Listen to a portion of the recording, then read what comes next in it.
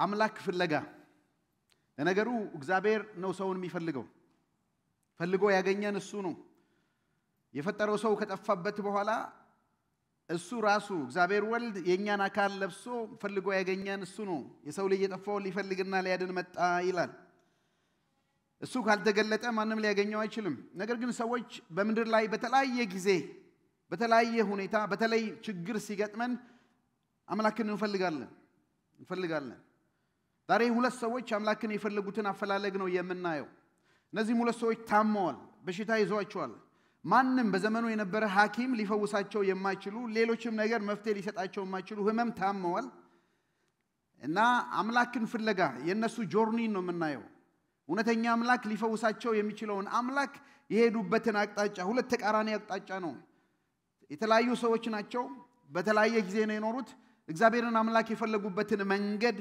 ነው አብረን የምናየው አዲስ መጽሐፍ ጀምረናል ዛሬ ሁለተኛ ነገሥት ምዕራፍ 1 እና ምዕራፍ 5 ነው 2 3 እና 4 የሚቀጥለው ሳምንት እናያለን ታሪኩ ተመሳሳይ ስለሆነ ምዕራፍ 1 እና ምዕራፍ 5 ላይ አንድ ላይ ያገናኘቸዋለሁ መጽሐፍ ቅዱስ በወፍ በረር ጀምረናል ከዘፍጥረት ነው የጀመርነው እግዚአብሔር ዓለማትን እንደፈጠረ አየ ከዛ አብርሃምን መርጦ አንድ ህዝብ ለራሱ እስራኤል ምንላቸውን ከያዕቆብ ነገድ ከ12ቱ ቤተሰብ የመሰረተው በግብጽ ምድር በባርነት ብዙ ይኖሩ ነበር እግዚአብሔር ደግሞ ሙሴን አስነስቶ ከግብጽ ምድር አወጣቸው በኢያሱ አማካኝነት ደግሞ ወደ ተስፋይቱ ምድር አገባቸው ከዛ የተለያዩ መሳፍንትን እየሰጣቸው ይኖሩ ነበር የእስራኤል ህዝብ እንደሌላ ህዝብ መሆን አማራቸውና መንግስት ጠየቁ እግዚአብሔር መንግስት ከሆነ የምትፈልጉት ብሎ ንጉስ ሰጣቸው ሶስት ንጉስ አንድ ላይ ይገዙ ነበር ከዛ በኋላ የተከፋፈለውን መንግስት አብረን እናያለን ታሪኩ አንድ ነው የተነሳንበት መነሻ መጽሐፍት ሁሉ ስለ ኢየሱስ ክርስቶስ ይናገራሉ ብለን ነው እኛ አይደለንም ያልነው ኢየሱስ ክርስቶስ ራሱ ነው እናንተ የብሉይ ኪዳን መጽሐፍት ተመረምራላችሁ እነዚህ መጽሐፍት ሁሉ ስለኔ ነው የሚያወሩት ስለዚህ ኢየሱስ ክርስቶስን ፍለጋ ነው አሁን ከብሉይ ኪዳን 39 መጽሐፍት ነው ያጠናን ያለነው ሁለተኛ ነገሥት ላይ ደርሰናል ኢየሱስ የት ነው ወይንም ወንጌል የት ነው በዚህ ታሪክ ውስጥ ወንጌል የሚገኘው የት ነው እግዚአብሔር የሰው ልጅን የማዳን መንገድ የገለጠበትን ነው ኦሪት መጽሐፍ አንብበናል የታሪክ መጽሐፍ ላይ ነው ያለነው ከዛ የጥበብን መጽሐፍ እናይና ነቢያቶችን አይተን ነው በእኛ ምንጨርሰው በእነሱ የዘላለም ሕይወት የምታገኙ ይመስላችኋል መጽሐፍን ደግሞ ተመረምራላችሁ እነዚህ መጽሐፍት ሁሉ ስለኔ ምን የሚያደርጉ ናቸው የሚመሰክሩ ዛሬ አሁን የምናየው ሁለት ነገሥታትን ታሪክ እናያለን ሁለት ነቢያትንም ታሪክ እናያለን ሁለቱም ነገሥታት ሁለቱም ነቢያት በሰሜኑ ክፍል በነበሩት ነው ሰማሪያ መናገሻ በነበራቸው የእስራኤል ነገሥታት ናቸው የእስራኤል ነቢያት ናቸው የደቡቦቹም መጣለን የመጽሐፍ ቅዱስ አንዱን ከዛ ያረገ ስለሚናገር ነው ስለዚህ አምላክ ፍለጋ ነው ዛሬ ታይትል ምጽፉም ካላችሁ አምላክ ፍለጋ ሁለት ሰዎች የሄዱበት ጉዞ ነው የመጀመሪያው ንጉስ አካዚያስ ይባላል ሁለተኛ ነገሥት ምዕራፍ 1 ላይ ይህ ሰው ከእስራኤል ወደ አቃሮን ፍልስጤማውያን ማለት ነው አምላክ ወደ ቢኤል ዘቡል የሄደበት ነው ታሟል መድኃኒት ፍለጋ ግን ከእስራኤል ወደ ፍልስጤም አምላክ የሄደው ነው ምዕራፍ 1 ላይ የዘለልኩት ምዕራፍ 5 ላይ ጥሩ ኮንትራስት ሆኖ ስላገኘሁት ነው ምዕራፍ 5 ላይ ደግሞ ጀነራል ንዕማን የሚባል ሰው አለ የሶሪያ ጀነራል ነው የጦር ወታደር ነው እሱ ደግሞ አምላክ ፍለጋ ከሶሪያ ወደ ሰማሪያ ራይም ያረጋል ወደ ሰማሪያ ወደ እስራኤል የመጣ ንጉስ ነው ማን ነው የጦር መሪ ነው ምዕራፍ 5 ላይ ያለ ወደ ይሃዌ ነው የመጣው ህመም መጥፎ ነው እውነቱን ለመናገር በተለይ ደግሞ ሊድን የማይችል ህመም ውስጥ ሰው ሲገባ ብዙ ነገር ነው የሚያደርገው ያለውን ሁሉ ለጤናውም ቢሰጥ አይቆጨውም ያንዳንዱ ሰው ሲታመም ለጤና ለማግኘት የሚሄድበት መንገድ የተለያየ ነው እነዚህ ሁለቱም ሰዎች አብረን ነው የምናያቸው በየዘመናቱ ሰዎች በህመም ውስጥ ሲሄዱ ከመማቸው ይዳኑ እንጂ የፈለጉበት ቦታ ሄደው ቢድኑም ግድም የሌላቸው ናቸው ይሄንን እናያለን ከነዚህ ከሁለት ሰዎች እናያለን ስለዚህ አምላክ ፍለጋ ነው እና የመጀመሪያውን ታሪክ አብረን የምናየው ትዕይንት 1 እና 2 ብዬ ከፍዬ የላቸዋለሁ ትዕይንት 1 የአካዚያስ አምላክ ፍለጋ ጉዞ ነው አካዚያስ የእስራኤል ንጉስ ነው ከእስራኤል አምላክ የሄደበት ነውና መጀመሪያ ስለመሙ እናያለን ቀጥሎ የኤልያስ መልእክትን እናያለን ከዛ የሰው ከታመመበት ህመም አልዳነም ሲሞት እናየዋለን ሁለተኛ ነገሥት 1 ቁጥር 1 እና 2 እናንብብ። አክዓብ ከሞተ በኋላ ሞዓብ በእስራኤል ላይ አመፀ። በዚህ ጊዜ አካያዝ በሰማሪያ ካለው እልፍኝ ሰገነቱ ላይ ሳለ ከዓይነ ርግቡ ሾልኮ ወድቆ ነበርና በአንድነት ታመመ። ስለዚህም አለ ሄዳችሁ ከዚህ ሕመም እድን እንደሆነ ያቃሮንን አምላክ ቤልዘቡልን ጠይቁ ሲል መልእክተኛ ላከ። ዋው! አካያዝ የአክዓብ ልጅ ነው። አክዓብ ታውቃላችሁ፣ ሚስቱ ኤልዛቤት እንደነዳችው የተባለ ነው። ክፉ ነገር የሰራ ነው። የሱ ልጅ ነው። ነግሷል። በአክዓብ ዘመን ሞዓብ ግብር ያመጣ ነበር። ግብር አቆመ። ይህን ታሪክ በሚቀጥለው እንቀጥላለን። አካያዝ ከዚህ ሰውዬ ጋር መታገልም አልቻለም።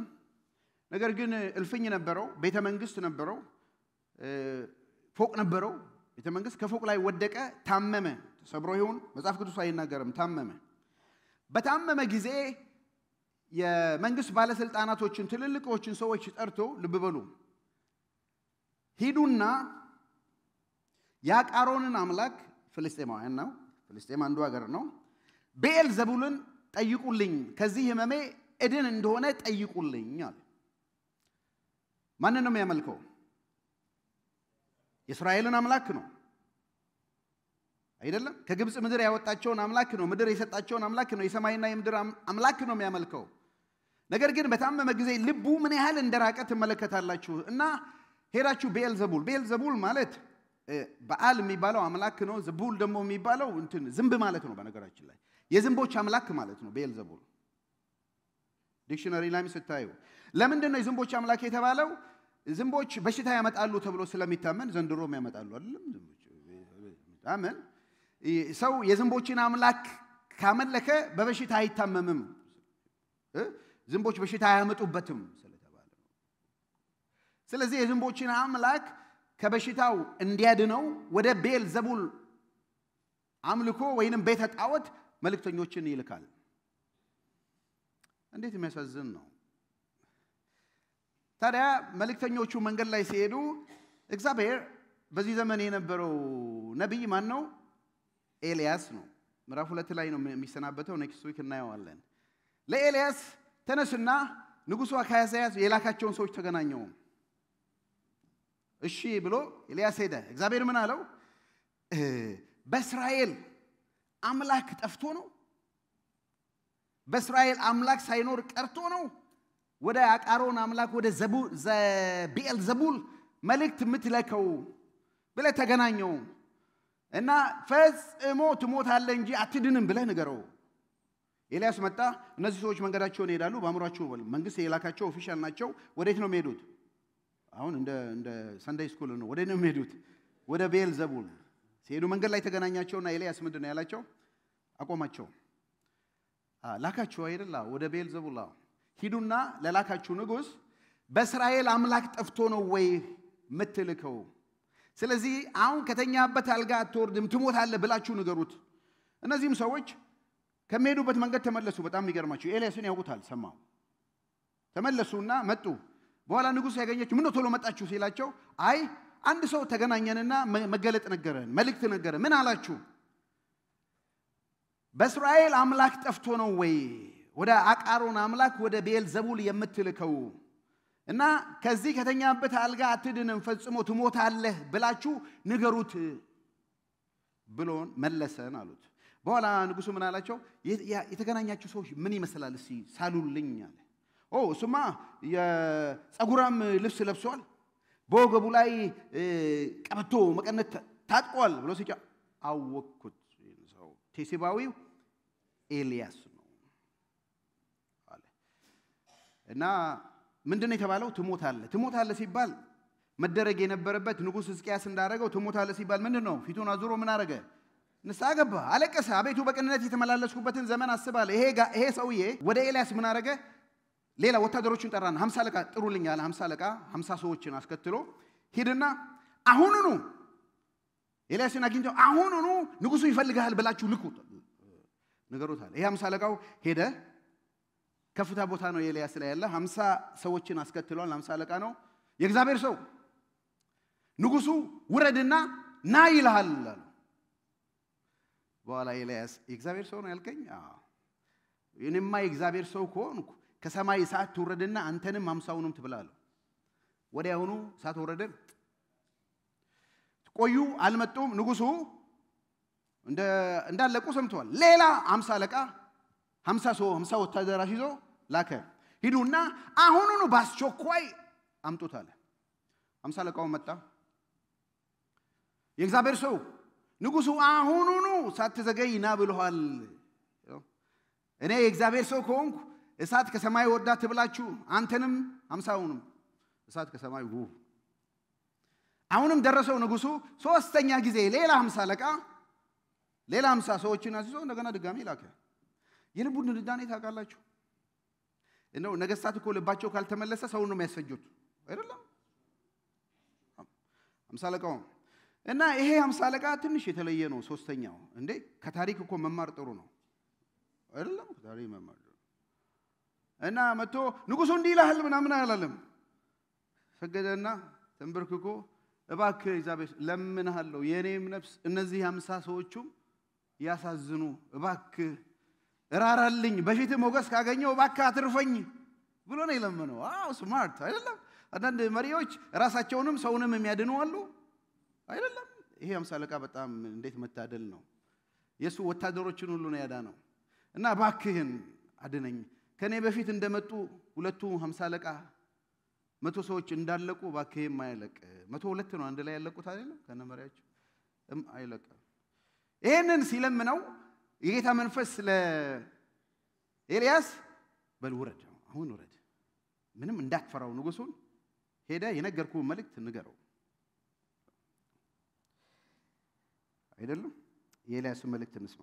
ተነስተ የሰማርያ ንጉስ መልእክተኛ ለመገናኘት ውጣ። የአቃሮን አምላክ ቤልዘቡል ለመጠየቅ የምትሄደው በእስራኤል አምላክ ስለሌለ ነው ብላችሁ ጠይቁ። ስለዚህም እግዚአብሔር እንዲህ ይላል ከተኛበት አልጋ አትወርድም አትነሳም፣ በእርግጥ ትሞታለህ እንጂ። የኤልያስ መልእክት ይሄ ነው። መልእክተኞችም መጥተው ጠየቁት እና ኤልያስ መጨረሻ ላይ መጣ። እንዲህ አለው የአካያዝን ሞት እናያለን። ቁጥር 16 ኤልያስም ንጉሱን እግዚአብሔር እንዲህ ይላል ለመሆኑ የአቃሮን አምላክ ቤልዘቡል ስለራስህ ለመጠየቅ መልእክተኛ የላከው በእስራኤል አምላክ ስለሌለ ነውን? አዲሱ ትርጉም ይህን በማድረግ ከተኛበት አልጋ ፈጽሞ አትነሳም፣ በእርግጥ ትሞታለህ ብሎ ነገረው። ስለዚህ አካያዝ ኤልያስ እንደተናገረው የሚቀጥለው እናንብበው እንደ እግዚአብሔር ቃል ሞተ። እንደ እግዚአብሔር ቃል ሞተ። አሳዛኝ ሰው ነው አካዚያስ። ከአባቱ ጥፋት ያልተማረ ሰው ነው። እግዚአብሔር ብዙ እድል ሰጥቶት ነበር። እነዛ 50 በሚሞቱት ጊዜ ሁሉ የመመለስ እድል ነበረው፣ ግን ልቡ ደንድኗል። እግዚአብሔር ለሰጠው መልእክት አልታዘዘም፣ አልተመለሰም። እግዚአብሔርን ትቶ ሌላ ባዕድ አምላክ ለማምለክ ነው ሄደው። የእስራኤል አምላክ ግን አምላክ ጠፍቶ ነው ወይ? በጣም የሚገርማችሁ ሊያድነው ያሰበው አምላክ መጥቶ ሳያድነው አምላክ የለም ብሎ ያመነው የእስራኤል አምላክ ገደለው። አትታበዩ በቱራትም አትናገሩ አለቻና። እግዚአብሔር አዋቂ ነው። እግዚአብሔር ይገድላል፣ ያድናል፣ ይሰጣል፣ ይነሳል። የሚከለክለው የለ። የእስራኤል አምላክ እንዲህ ነው።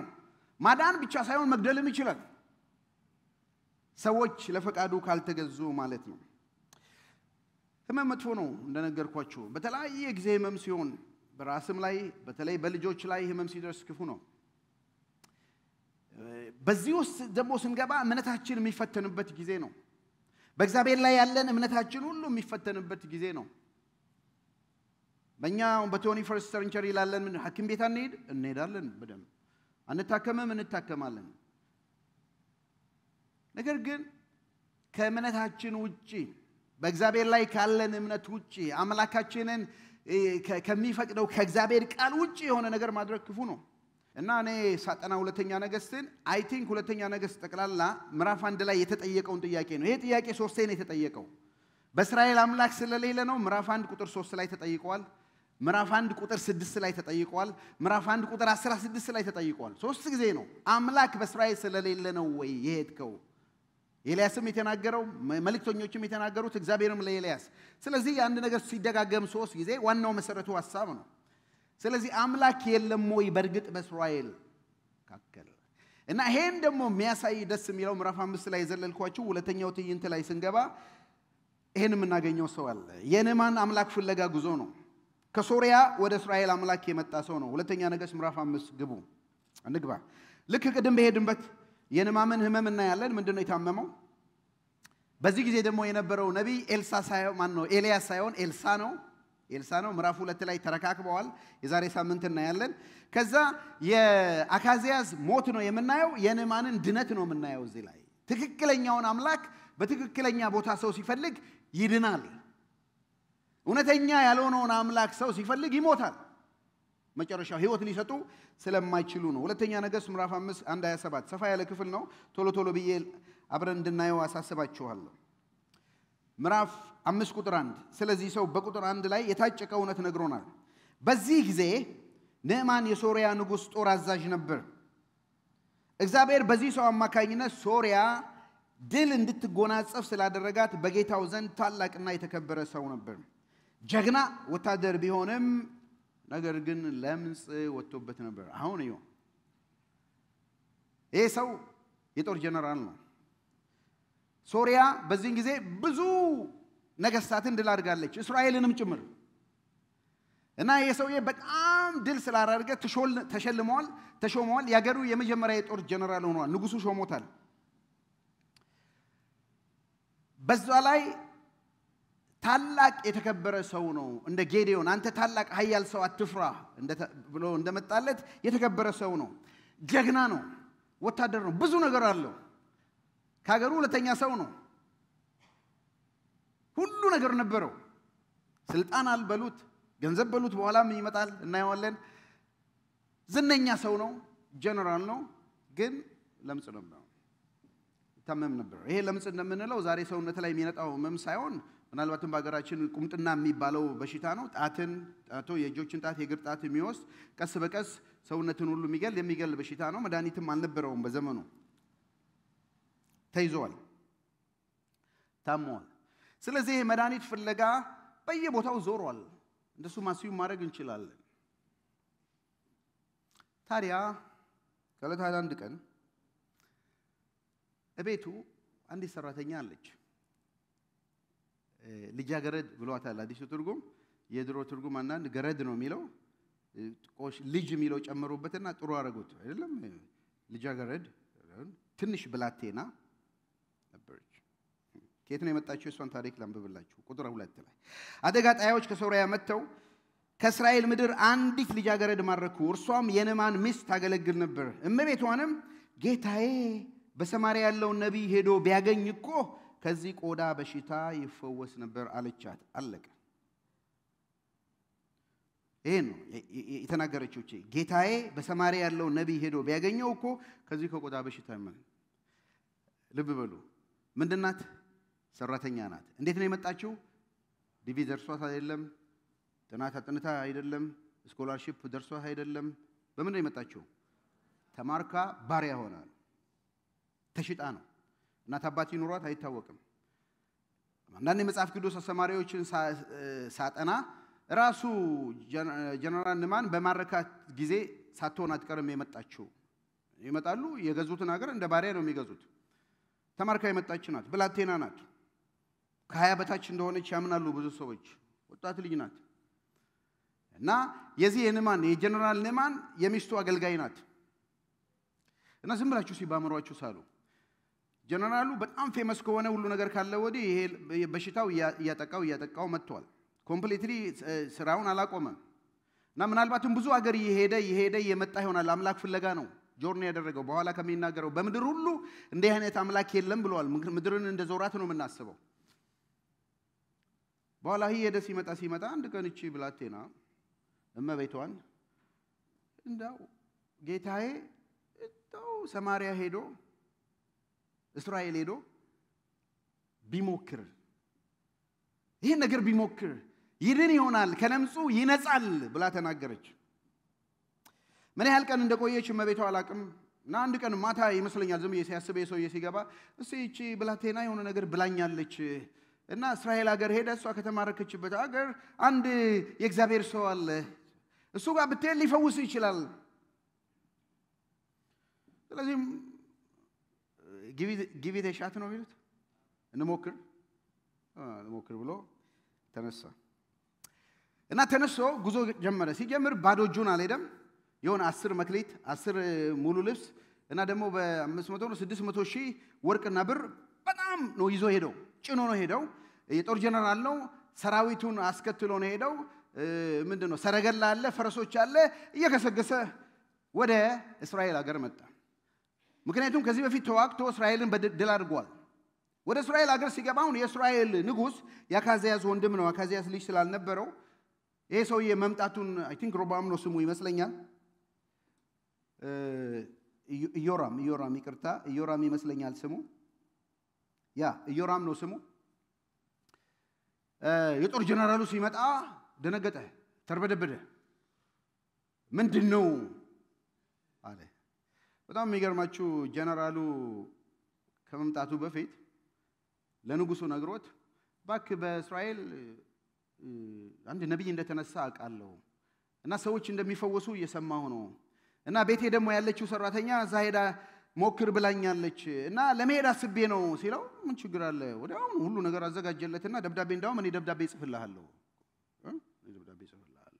እና ደብዳቤ ምን ብሎ ይጻፋለት ይሄን ደብዳቤ ይዞ የመጣውን ሰው ፈውሰ አንጽተው እንድትፈውሰው እንድትመልሰው ጤነኛ አድርገህ እንድትመልሰው እንድትፈውሰው ይሄን ደብዳቤ አስይዤ ልኬዋለሁ ደህና አድርገህ እንድትፈውሰው እና የጦር ጀነራል ባምሯችሁ ሳሉ እንደው ባምሯችሁ ሳሉ ከዚህ በፊት መጥቶ ህዝቡን ሁሉ እቺ ሴቷንም ዘርፎ ምናምን ሄደው አገር ያቃጠለ ነው ጀነራሉ ሲመና ዋት ነው የሚለው አይደል ምንድነው እንዴ ተፈጠረ ኦኬ መጣ ታጅቧል በመለከት ነው የሚመጣው ወታደር ነው ሁሉ ነገር ወደ ንጉሱ መጡ ወደ ቤተ መንግስቱ መጡ እና ጀነራል ነማን ይሄን ደብዳቤ ሰጠው እና ከፍቶ አነበበ አይደል እንዳውም ባነብላችሁ ጥሩ ነው ይሄን ነገር የሶሪያ ንጉስ በል እንግዲህ አሁኑኑ ሂድ እኔም ለእስራኤል ንጉስ ደብዳቤ ጽፍልሃለሁ አለ ስለዚህ ነማር 10 መክሊት ብር 6000 ሰቅል ወርቅ 10 ሙሉ ልብስ ይዞ መጣ ቁጥር 6 ይው ለእስራኤል ንጉስ የያዘውን ደብዳቤ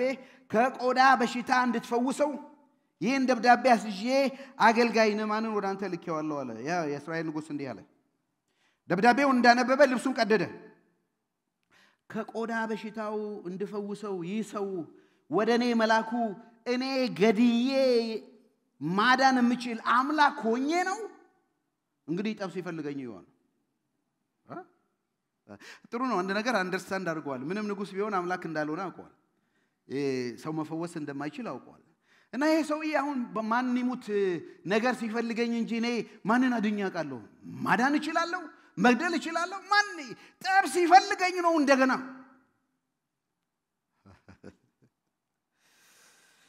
በዚህ ጊዜ ነበር ኤልሳ ሰማና አስገራሚ ነገር ነው የእግዚአብሔር ሰው የኤልሳ መልእክቱ የእስራኤል ንጉስ ልብሱን መቅደዱን በሰማ ጊዜ እንዲህ ሲላከበት ልብስን ለምን ቀደደ ሰውየው ምንም ጀነራል ቢሆን ምናምን ሰውየው ነው ሰውየው ወደኔ ይምጣ ከዚያ በእስራኤል ነብይ መኖሩን ያውቃል ኮንፊደንሱ ነው እምነቱ በእግዚአብሔር ላይ ያለው 9 ቁጥር ስለዚህ ነማን በፈረሶቹ በሰረገሎቹ ሆኖ በኤልሳ ቤት ደጃፍ ሲደርስ ቆመ ኤልሳም ሂድና በዮርዳኖስ 7 ጊዜ ታጠብ ስጋ ይፈወሳል አንተም ትነጻለህ ብሎ መልእክተኛ ላከ ትልቅ ጀነራል ነው የታወቀ ነው ህዝቡን ሰብስቦ ነው የመጣው ኤልሳ ለመመልከት ነው የመጣው ወላ ኤልሳ እንደውም አልወጣም ወደሱ መምጣቱን ሲያይ አንድ መልእክተኛ ላከና ሂድና ዮርዳኖስ ላይ 7 ጊዜ ብቅ ጥልቅ በል ስጋም ይድናል አንተም ጤና ትሆናለህ ጀነራሉ ምን ይሰማው ይሆን በጣም እንደው የተከበረ ሰው ሲመጣ አዲስ ኪዳን ያዕቆብንም ስናጠና አይተናል አይደል ትልቅ ሰው ምናምን ሲመጣ አስራችን አይደል ምን ነሳ ተነሳ አንተ ተነስ ምናምን ብለን ወንበር ምን አስለ ይሄ ጀነራሉ የታወቀ ነው ኤልሳ ሄድና ጥለቃለ ኦፍ ኮርስ ለምጻም ስለነበረ አይቀርበው እና ጀነራሉ ነው አሁን መጣበት ይሄ ምንም እንኳን ታሞ አምላክ ቢፈልግም ስብእናው የተነካ መሰለውና ምን እንዳለ ታውቃላችሁ ንዕማን ግን ተቆጥቶ እንዲህ በማለት ሄደ እኔ እኮ በርግጥ ወደ እኔ መጥቶ በመቆም ያምላኩን የእግዚአብሔር ስም የሚጠራ በእጁ ዳሶ ከለምጽ በሽታዬ የሚፈውሰኝ መስሎኝ ነበር ለዚህ የደማስቆ ወንዞች አባናና ፋርሱር ከየትኛውም የእስራኤል ውኆች አይሻሉምን ለመታጠብማ በእነሱ ታጥቤ መንጻት አልችልም ስለዚህ በቁጣ ተመለሰ ማወዳደር ጀመረ ዝም ብዬ ነው ያስባለሁ አሁን የአሜሪካ ጀነራል ቢሆን ኢትዮጵያ እንደ ነብይ ተገኝተዋል የሚፈውስ ምናምን ተብሎ ተነግሮት ምናምን ዕቃውን ሁሉ ሰስቦ ምናምን በትልቅ ምናምን ቢሄድ ከነብዩ ደግሞ ሄድና ላንገኖ ላይ ሰባቴ ብቅ ጥልቅ ምናምን ቢለው የላንገኖ ነው ታውቃላችሁ የምታዩት የደፈረሰው ነው ያለ ነው እና ሲሰማ ምንድነው ይላል ከሚሲሲፒ ሀገር በዚህ በኩል አትላንቲክ በዚህ በኩል ፓሲፊክ በዚህ በኩል ያለውን ለመግባትማ አለ እንትን ትቢት በጣም ብዙ ነገር ከእግዚአብሔር እንዳንቀበል የሚያደርገን እኮ ትቢት ነው አይደለም በተለይ ከፍ ይያልን በዚህ በመሰላሉ ከፍ ይያልን ስንሄድ አሁን የተራ ወታደር ቢሆን ምንም ላይ መስለው ይችላል ጀነራል ብዙ ያገኘን እየተባረክንም በትምርትም በእውቀትም ኤዲኤችዲ ፒኤችዲ ምናምን ስናገኝ ከፍ ይያልን በቢዝነሱ ማለም ብዙ አካውንታችን 3 ዲጂት 4 ዲጂት 7 ዲጂት ምናምን ሲገባ እንደዚህ ያረጋን በአገልግሎትም በጣም እየታወቀን ከፌመስ እየሆንን ስንመጣ እንደበቃ ኦንላይን ላይ ምናምን ብዙ ፎሎወርስ ምናምን ሚሊየን ምናምን ሂት ሲደረግ ምናምን ከዛ ወዲህ ሰዎች ትሪስ ያረጉን እንደዛ ነው እንጂ ዝም ብሎ ሲያረጉን ደስ አይለንም እና ይሄ ሰውዬ ያገሬን ኋላ አወቀም እንዴ ያለ ከዛ እግዚአብሔር ይባርካቸው ከሱ ጋር አብሮ ሄዱ ሰዎች ትንሽ አባቴ ነው ያሉት እንደውም ያላቸውን ሪስፔክት አባቴ ይሄ ነብይ ከባድ ነገር አርግ ቢል ታረግ ነበር አዎ አረግ ነበር አለ ከባድ ነገር አዎ አረግ ነበር ታዲያ ቀላል ነገር ማድረግ የምትችለው ሄድና ሞክረው ግባና ይኸው እዚህ ድረስ መጥተሃል አሉት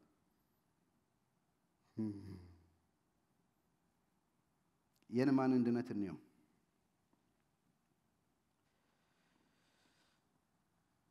የንዕማንም አገልጋዩ ወደሱ ቀርበው አባት ሆይ ነብዩ ከዚህ ከበድ ያለ ነገር ቢነግር አታደርግም ነበር አሉ ታዲያ ታጠብና ንጻ ቢልም ምን አስቸገራል ቁጥር 14 ላይ ስለዚህ አንድ ቁጥር ላይ ያለቀ ታሪኩ ንዕማን ወረደ የእግዚአብሔር ሰው እንደነገረው በዮርዳኖስ 7 ጊዜ ምን እንበል ብቅ ጥልቅ አለ ስጋውም እንደ ትንሽ ልጅ ስጋ ሆነ ነጻም ክብር ለእግዚአብሔር ይሁን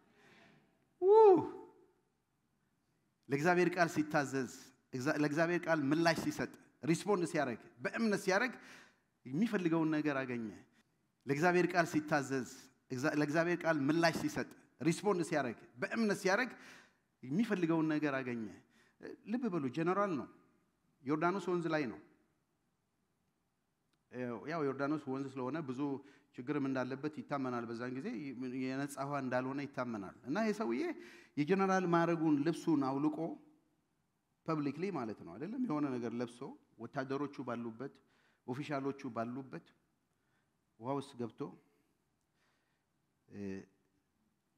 ጥልቅ ብቅ አይደለም እንደሱ ነው ጥልቅ ብቅ እንደ ልጅ 5 ጊዜ አይደለም 6 ጊዜ 7 ጊዜ ያረግ ትልቅ እምነት ነው እና አንድ ቀን ሁለት ቀን ምንም አልሆነ ምናምን የሚል ዝማሬ ያለ 3 ቀን ሆነ አራተኛ በሰባተኛው አንድ ቀን አንድ ጥልቅ ሆነ ሁለት ምንም አልሆነ በሰባተኛው ጊዜ ሰውነቱ እንደ ልጅ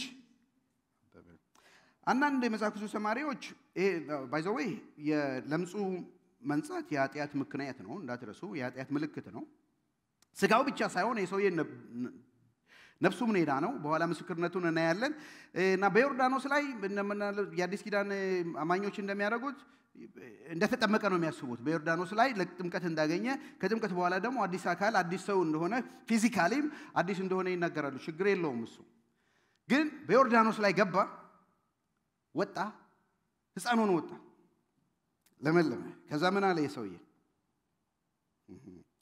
ወዲያውኑ ተመልሶ ንዕማን ከጭፍሮቹ ጋር ወደ እግዚአብሔር ሰው ተመልሶ ሄደ በፊቱም ቆሞ እነሆ በእስራኤል አገር እንጂ በዓለም ሁሉ ሌላ አምላክ አለመኖሩን ተረድቻለሁ አውቄያለሁ አለ። ክብር ለእግዚአብሔር ይሁን፣ ክብር ለእግዚአብሔር ይሁን። አሜን አሜን አሜን አሜን አሜን። ስለዚህ አሁንም ከአገልጋይ ስጦታ እንድትቀበል ከማ ከአገልጋይ ዋው ትህትናው ነው አልሄድም ብሎ የነበረ አሁን አገልጋይ ባሪያ ማለት ሂዩሚሊቲ። ሰው በነገራችን ላይ የመለወጥ ምልክት ትህትና። ሰው ወንጌል ሲገባው ትሁት ይሆናል። ከኔ ተማሩ እኔ የዋም በልቤ ትሁት ነኝ ያለ ጌታ ነው። ሰው ከእውነተኛ ጋስፕል ጋር ሲገናኝ ከእውነተኛ መልእክት ጋር ሲገናኝ ትዕቢቱ ሁሉ ይለቀውና ትሁት ይሆናል። ምክንያቱም እግዚአብሔር ትልቅነቱ ስለሚገለጥ። አሜን። ትሁት ሆነ አገልጋይ ያለ። ስለዚህ ነብዩን የማገለግለው ስለዚህ ከጌታዬ ስጦታ እንድትቀበል ምን አለው ነብዩም ኤልሳ የማገለግለው ነው እግዚአብሔር ምንም ነገር አልቀበልህም ሲል መለሰ። ምንም እንኳን ንዕማን አስጨንቆ ቢለምነው አልተቀበለውም። ዋው አልተቀበለውም። ልብ በሉ እዚህ ላይ ፖዝ አድርገን እንመጣለን። የሚቀጥለው አሳዛኝ ታሪክ አለ። አልቀበልህም ሲለው ንዕማን ይሄ ሁለት ጥያቄ ጠየቀው። በጣም ልቤን የነካኝ ይሄ ጀነራሉ ማለቴ ነው። እንዲህ ያለው ቁጥር 17 እናንብበው በቃሌ ከምናገር ይልቅ። ንዕማንም እንዲህ ያለው ስጦታውን የማትቀበል ከሆነ ከእግዚአብሔር በቀር ለማንኛውም አምላክ የሚቃጠል ወይም ሌላ መስዋዕት ስለማላቀርብ 2 የበቅሎ ጭነት አፈር እንድወስድ ትፈቅድልኛለህ አለው። አንተ ካልሰጠኝ እኔ ሰጠውን ካልተቀበል ካንተ ስጠኝ አለው። 2 አፈር። ከዚህ በኋላ አገሬ ስመለስ ማንንም አላመልክም የእስራኤልን አምላክ ነው ማመልከው። ግን ለዚህ መታሰቢያ እንዲሆን 2 በቅሎ አፈር ስጠኝ አለው። በጣም ልቤን የነካው ከዚህ በፊትም እንደው በቅጡ ያላየሁት ቁጥር 18 ላይ እንዲህ ይላል ነገር ግን እግዚአብሔር ስለ አንድ ነገር ብቻ አገልጋይን ይቅር ይበለው። ይኸውም ጌታዬ ለመስገድ ወደ ሮሞን ቤተ ጣዖት በሚገባበት ጊዜ ክንዴን ሲደገፍ እኔ እንደርሱ በዚያ ብሰግድ በሬሞት ቤተ ጣዖት በመስገዴ እግዚአብሔር አገልጋይን ይቅር ይበለው። ምን ማለት ነው? ትንሽ ኦኬ አሁን ይሄ ሰው ይድኗል፣ ወደ አገሩ ሊመለስ ነው። አዲስ ህይወት አግኝቷል፣ ተለውጧል፣ አዲስ አካል ለብሷል። እንደ እግዚአብሔር ያለ አምላክ እንደሌለ አውቀዋል። አገሩም ሲሄድ እሱም ብቻ እንደሚያመልክ ኮሚትመንት ገብቷል፣ ተረድቷል። ከሱ በቀር ሌላ ማልክ እንደማይመለክ እግዚአብሔር ገብቶ መንፈስ ቅዱስ በልቡ ውስጥ ገብቷል፣ በደስታ ተሞልቷል። ግን ወደ አገሩ ሲሄድ አንድ ስራ አለው፣ ቸግሮታል። ይሄም ስራው ምንድነው? ንጉሱ ዋናው ንጉስ ይሄ ላከው ደብዳቤ ያጽፎ የላከው ንጉስ ይጣዖት ያመልካል። ቤተ ሮሞን የሚባል ጣዖት አለ። እዛ ሲያመልክ ንጉሱ ብቻውን አይሄድም። ይሄን የጦር ጀነራል ይዞ ነው የሚሄደው እና አብሬው ይሄዳለው። ስራው ነው፣ የሚከፈለው ነው፣ ተጠሪነቱ ለሱ ነው። ታዲያ ንጉሱ እዛ ሲሄድ እኔን ተደግፎ ነው የሚቆመው። ምናልባት መደገፍ አብሮት ሊሆን ይችላል፣ ግን ምናልባትም ደግሞ አንዳንድ የመጽሐፍ ቅዱስ አስተማሪ በእድሜ ማርጅቶ ሊሆን ይችላል እና የሚሰግደው ይሄንን ሰው እኔን ተደግፎ ነው። አማልክቱን የሚያመልከው እኔን ተደግፎ ነው። ታዲያ እዛ ሲሄድ ይሄ ነገር ይጠብቀኛል። ስለዚህ እንዳው ባክ ጌታዬ እግዚአብሔር ይቅር ይበለኝ፣ እዛ ሲሄድ ይሄን እናደርጋለሁ፣ እሱ ይደገፈኛል እኔን እና እግዚአብሔር ይሄንን ይቅር ይበለኝ ማድረግ አለብኝ አለ። ኖ ምን አለው? ቁጥር 17 ኤልሳ በሰላም ሂድ፣ ጎ ኢን ፒስ። ኃላፊነትን ነው አድርገው አይደለም? ገብቶታል፣ እውነቱ ገብቶታል። ምን ማለት ነው? በእኛ ዘመን እንምጣ። በዛች ሴትየዋንም ላይ አፕሊኬሽን ስንሰራች ትንሿ ልጅ ወደዚህ ቦታ መተናል። እንደሷ ተሽጠንም በባርነት ባይሆን በተለያየ ሙያ ምን ሰራለን አይደለም? እናገለግላቸው ሲኤንኤ ሆነን አሬን ሆነን ኤልፒኤን ሆነን በተለያየ ፕሮፌሽኖች ሰዎች እንረዳለን። ሪታየርመንት ሆኑ ውስጥ እናገለግላለን። በእድሜ ያረጁትን በእድሜ የገፉትን እግዚአብሔር ለኛም እንጀራ ያረገን እግዚአብሔር እንደውም አንዲት ይሄ ስትናገር ሰምቻለሁ።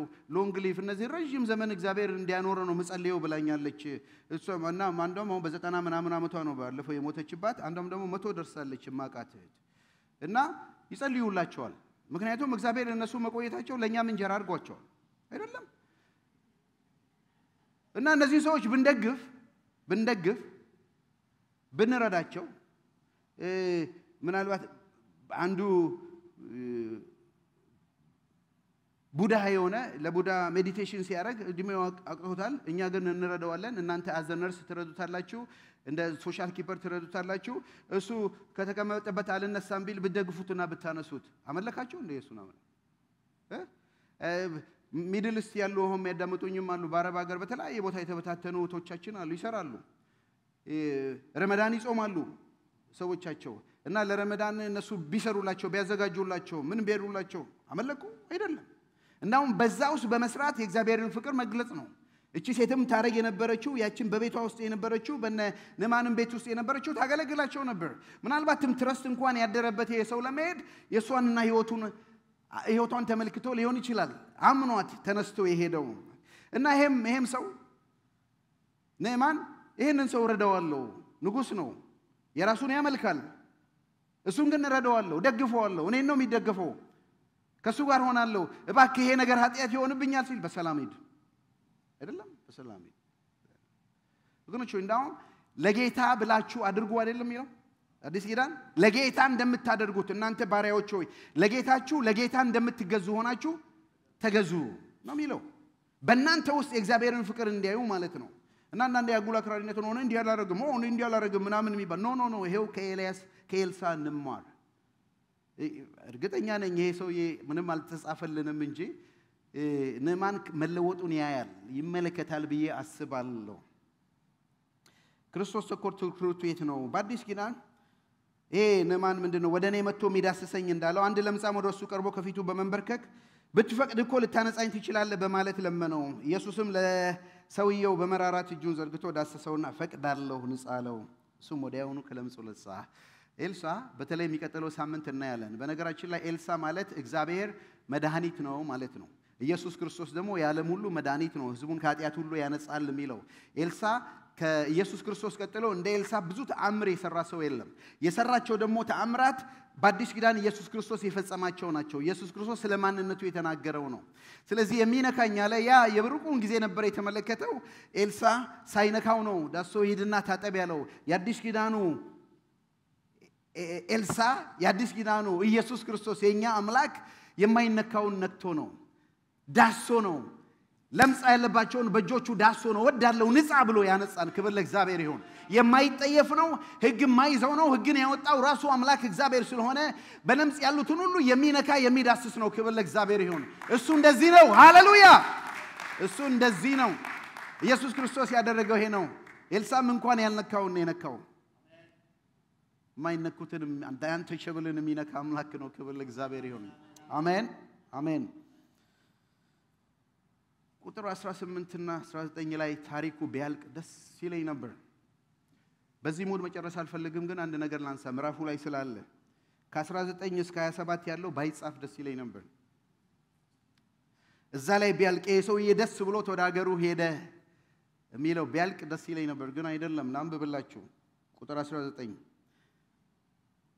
ነማን ጥቂት ራቅ ብሎ እንደሄደ ወደ ቤቱ እንደሄደ ወደ መንገዱ እንደቀጠለ የእግዚአብሔር ሰው የኤልሳ አገልጋይ ግያዝ የተባለ የግያዝን የገንዘብ ልክፍት ብየዋለሁ ጌታዬ ይህን ሶርያዊ ነማንን ያመጣውን አለመቀበሉ አይደል ሕያው እግዚአብሔርን ተከትዬ ሄጄ ከርሱ አንድ ነገር ማግኘት አለብኝ ብሎ አሰበ ስለዚህም ግያዝ ነማንን ተከተለው ቁጥር 23 ከዚያም ሁለቱን መክሊት ብር በሁለት ከረጢት ውስጥ አስሮ ሁለት ሙሉ ልብስ ሰጠው ሄደ ቁጥር 24 ግያዝም ወደ ኮረብታው ወደ ደረሰ ዕቃዎቹን ከአገልጋዮቹ ተቀብሎ በቤቱ ውስጥ አስቀመጠ ሰዎቹን ማሰናበታቸው ከዚያም ገብቶ በጌታ ፊት ቆመ የዘለልኩት ነገር አለ ግያዝ ይሄ ሰው ነማን ወደ ሀገሩ ሲመለስ ኤልሳ ምንም አላስከፈለው አይደለም አንድ ነገር አልፈልግም ሂድ ነው ያለው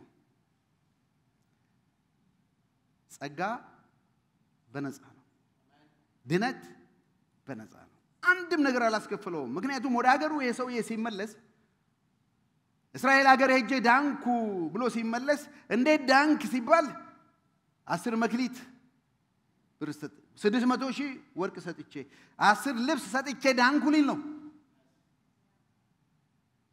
አንድም ነገር አላስከፈለውም ምክንያቱም በእስራኤል አምላክ እንዳለ እንዲታወቅ ይሄ በእስራኤል ያለው አምላክ ደግሞ ሰዎች ከሳሳሳቸው አይደለም በገንዘባቸው ልክ አይደለም ድነት ፈውስ የሚገኘው በገንዘብ አይደለም ይሄንን አስረግጦ ንዕማን ቢዘበዝበው ባክውሰድ ሲለው አልወስድም ያው እግዚአብሔርን አንዲት ነገር ዳይም አልወስድም ነው ያለው ዘመናችን ብሎ የሸኘውን ሰው ጊያዝ የተባለ የኤልሳ ረዳት ነው አገልጋይ ነው ይመለከት ነበር ሁሉ ነገር ያጤን ነበር እና በሰላም ሂድ ብሎ ከተሸኘ በኋላ የሆነ ነገር ገባበት ውስጥ ይሄ ሰው ያመጣው ብሩ ወርቁ መክሊቱ አንድ ኮሜንታሪ ሳነብ ጠቅላላ ቢደመር በ10 ሚሊዮን ዶላር ውስጥ የሚቆጠር ንብረት ነው አንዳንዶቹ እንደውም በ100 ሚሊዮን ዶላር ያወጣል በአሁኑ ዘመን ቢቆጠር ነው ይዞት የመጣው ነገር ኤልሳም ቢያለው ማለት በኋላ ጊያዝ ምን አሰበ ይሄንን ሶሪያዊ ነው ያለው እንትኑንም ይሄ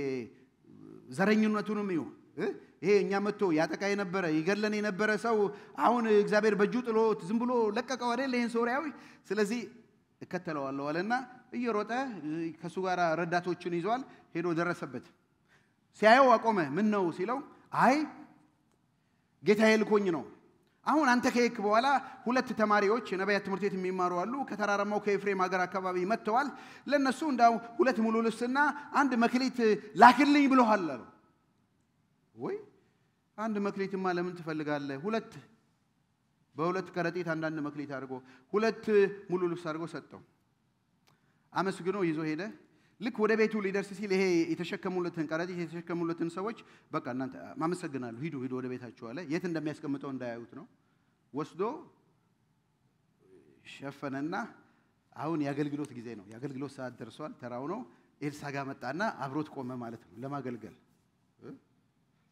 በኋላ ኤልሳ ይህ ነበር ካለው እዚሁ ይሄ ነበር እዚሁ ነኛ ሪሊ ይተማለከም ሰውየውን ስትከተል ምናምን ልቤ ቀልቤ ካንተ ጋር አልሄደም ካንተ አሁን ጊዜው ነው ብር ወርቅ ለመሰብሰብ የሚበላ የሚጠጣ ለመሰብሰብ ለመቀበል ጊዜው ነው ጊያዝ በል እንግዲህ ብሩን አይደል የተቀበልከው ብሩንም እንደተቀበልክ ለምጹንም ተቀበለው ለምጹንም ወሰድ ከዛን ጊዜ ጀምሮ ለምጻም ሆነ ከአገልግሎቱ ዲስኳሊፋይ ሆኖ ሄደ የገንዘብ ፍቅር ጢሞቴዎስ ላይ ሲመክረው የክፋት ሁሉ ስር ነው ገንዘብን መውደድ አንዳንዶች ገንዘብን ሲመኙ ከሃይማኖት ተሳስተው ራሳቸውን በብዙ ስቃይ ወጉ አንተ ግን የእግዚአብሔር ሰው ከዚህ ሽሽ ብዙ ሃይማኖተኞቹን ሁሉ ያሳተ ነው ጊያዝ በሁለት ሙሉ ልብስና በሁለት ሰቀል እግዚአብሔር የሰጠውን ዳሎ ታጣ ለምጻም ሆነ በመጽሐፍ ቅዱስ ሌላ ሰዎች እዚህ ይሏቸዋል ለምጻም ይሆኑ አለ ማርያም ችግሯ ምን ነበር በሙሴ ላይ እንትን ነው ቅድም እንደተናገረው ሐሜት አይደል ከቀናት የተነሳ እግዚአብሔር በሙሴ ብቻ ነው እንደ ሰራው በእኛም አልሰራም እንደ ብላ ነው እንዴ እኔም እኮ ነብይ ነኝ በእኔም እኮ እግዚአብሔር ተናግሯል ሱ ምናምን ብላ ነው ሙሴ አልሰማም እግዚአብሔር ነበር የሰማው እኔ እኮ ከሱ ጋር አፍሮ የምናገረው 7 ቀን ለምጻም ሆነች ቴምፖራሪ ነው የሷ እንኳን ተገልላ ቁጭ አለች ሌላ ሰው ትዝ አይላችሁ ንጉስ ኦዚያ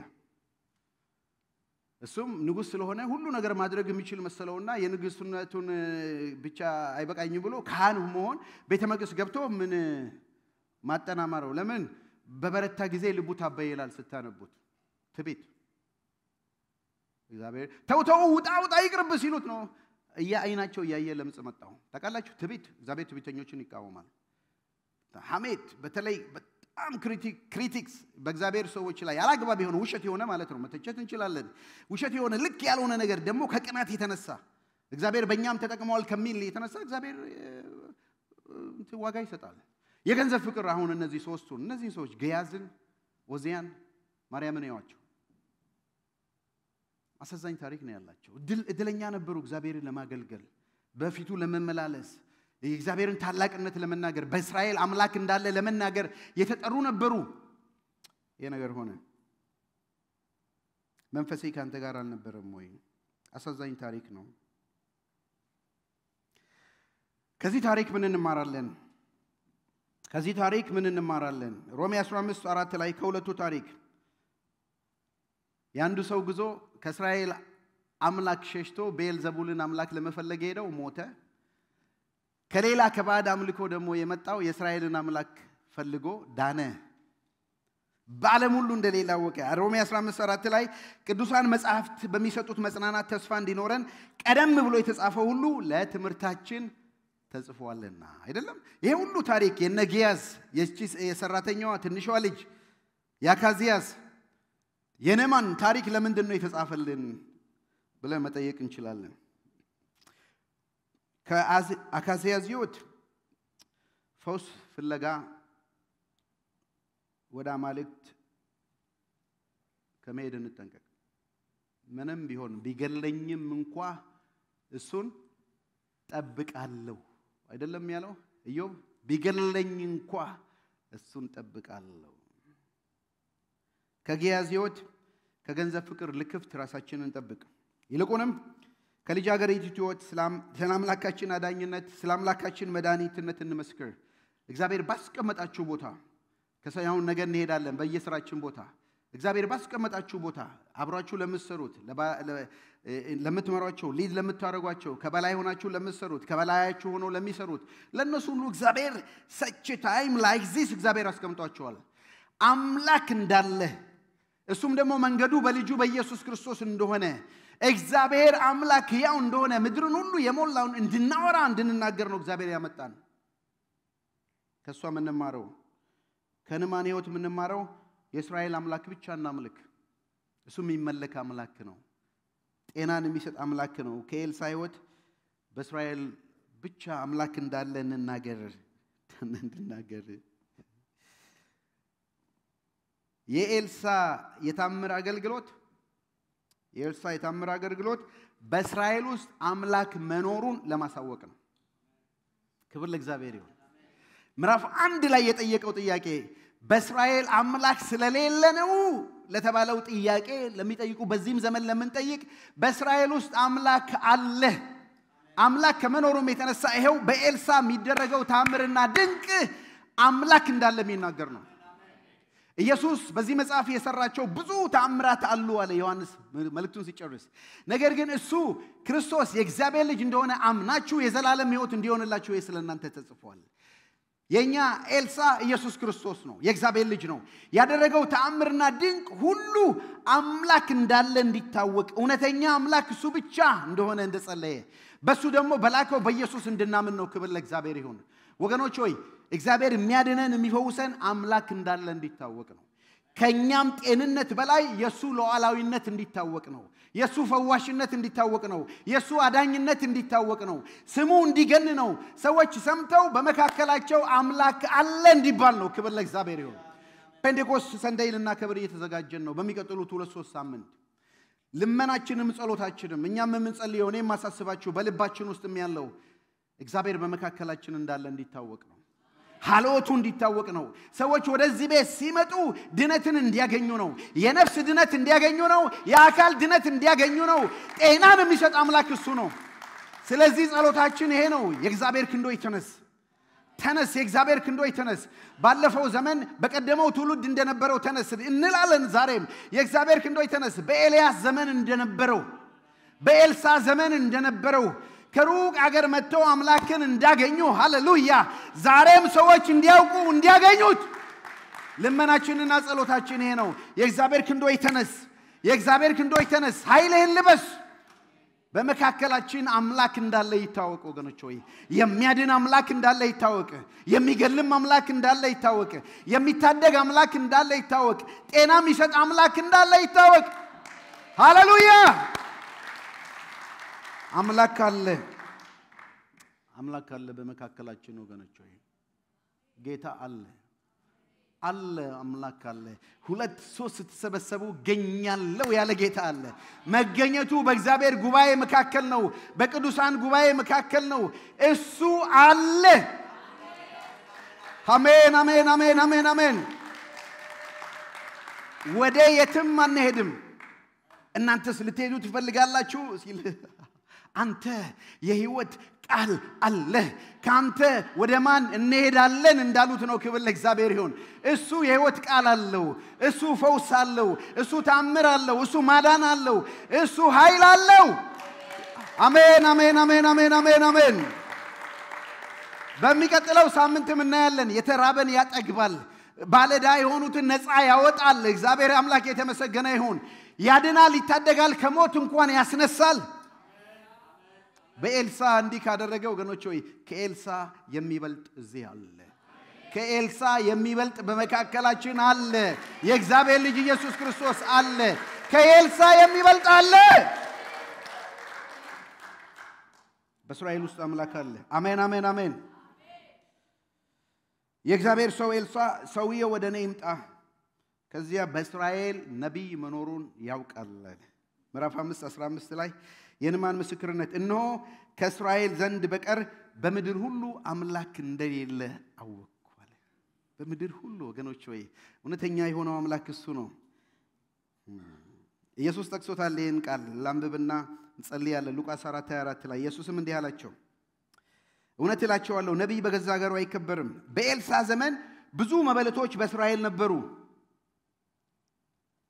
በኤልያስ ዘመን ኤልያስ ከነዚህ መካከል ግን ወደ አንዷም አልተላከም ነገር ግን በሲዶና አገር በስረፍታ ወደ ነበረችው መበለት ተላከ በነብዩ በኤልሳም ዘመን በእስራኤል ብዙ ለምጻሞች ነበሩ ነገር ግን ከሶሪያ ከነማን በቀር ከነዚያ መካከል ማንንም አልነጻም በመኩራም የነበሩ ሰዎችን በሰሙ ጊዜ በቁጣ ገነፈሉ ይገንፍሉ እንጂ የፈለጉትን ነገር ይንቦቅበቁ እንጂ እሱ ነው አሁን ያለው እሱ በኤልሳ ዘመንም የነበረው ተቃውሞታል በኤልያስም ተቃውሞታል አሁንም ነብዩ የመጣውን ይሄ ሌላ ኤልያስ ሆኖ የመጣውን ለማዳን የመጣ ይቃወሙታል ሊገሉትም ይፈልጋሉ እሱ ግን ያድን ነበር ያነጻ ነበር ይታደግ ነበር ያክም ነበር ሃሌሉያ ተቃውሞታል ኤልያስን ኤልሳንም ተቃውሞታል የናዝሬቱ ኢየሱስ ያለም ሁሉ መድኃኒትን ተቃውሞታል ሊገሉት ይፈልጉ ነበር እሱ ጊዜው ስላልደረሰ አመለጠ ወገኖች ሆይ ከኤልያስ የሚበልጥ እዚህ አለ ከኤልሳ የሚበልጥ እዚህ አለ እሱም የእግዚአብሔር ልጅ ኢየሱስ ክርስቶስ ይባላል እሱ መድኃኒት ነው ክብር ለእግዚአብሔር ይሁን ክብር ለእግዚአብሔር ይሁን ክብር ለእግዚአብሔር ይሁን ክብር ለእግዚአብሔር ይሁን ሲጸልይ እንዲህ ያለ አባቶ ጊዜው ደርሷል ልጅን ያከብሩ ዘንድ ልጅን አክብረው እውነተኛ አምላክ የሆንክ አንተንና የላከውን ኢየሱስ ክርስቶስ ያውቁ ዘንድ ይቼ ዘላለም ሕይወት ናት ይሄ ሁሉ ታምር ያደረገው አምላክ በእስራኤል እንዳለ እንዲታወቅ አምላክን ወክሎ እንዳለ እንዲታወቅ ነው ሃሌሉያ